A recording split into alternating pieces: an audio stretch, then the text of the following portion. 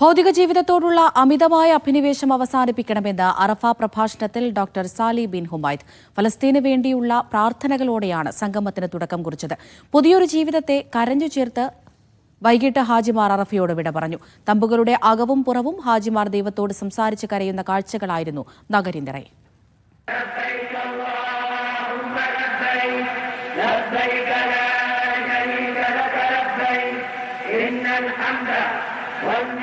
ജീവിതം തന്നവന് മുന്നിൽ മറന്നു കയറിപ്പോയ വഴികളെല്ലാം ഏറ്റുപറയുന്നവർ, തന്ന് നിറഞ്ഞ ജീവിതത്തിന് നന്ദി ചൊല്ലാൻ വിട്ടുപോയവർ, ഒരിക്കലും പോകരുതാത്ത വഴികളിലൂടെ കടന്നവർ, ഗസയിൽ തീയായി അടർന്നു പോയവരുടെ ഉറ്റവർ. അങ്ങനെ വൈവിധ്യങ്ങളായിരുന്നു അറഫ നിറയെ.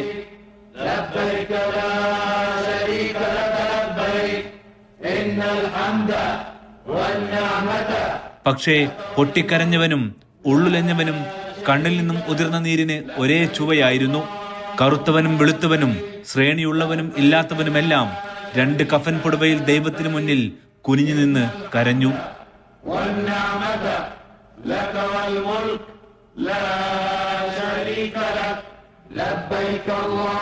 അറഫ ഉള്ളു പൊള്ളിച്ച ആത്മാവുകൾ. ഹജ്ജിന്റെ ആത്മാവായ അറഫ ഓരോ ഹാജിയെയും അങ്ങനെ പുതിയൊരാളായി പെറ്റിടുന്നു. അങ്ങനെയല്ലാത്തവർക്കെല്ലാം ഹജ്ജ് നഷ്ടമാണെന്നാണ് വിശ്വാസികളുടെ പാഠം. സെക്കൻഡുകൾക്കായി ചീറിപ്പാഞ്ഞു പോകുന്നവനെ ദൈവം കാത്തു നിർത്തി ക്ഷമ പഠിപ്പിക്കുന്ന, സഹനം വരപ്പിക്കുന്ന അറഫ മൈതാനം.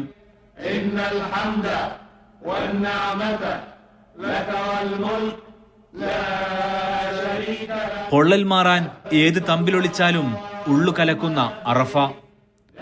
അറഫ ഹജ്ജിന്റെ ആത്മാവാകുന്നത് ഈ തിരിച്ചറിവിലൂടെയാണ്. ഇന്ന് രാവിലെ ഹാജിമാർ മുസ്ദലിഫയിലാണ്. അവിടെ റബ്ബിനെ കിനാവ് കണ്ടവർ കിടക്കും. നാളെ ഏറെ നടന്നു തീർക്കാനുള്ള വഴി ആ കിനാവുകൾ അവർക്ക് എളുപ്പമാക്കി കൊടുക്കും. മുസ്ദലിഫയിൽ നിന്നും അഫ്താബ് റഹ്മാൻ, മീഡിയ 1.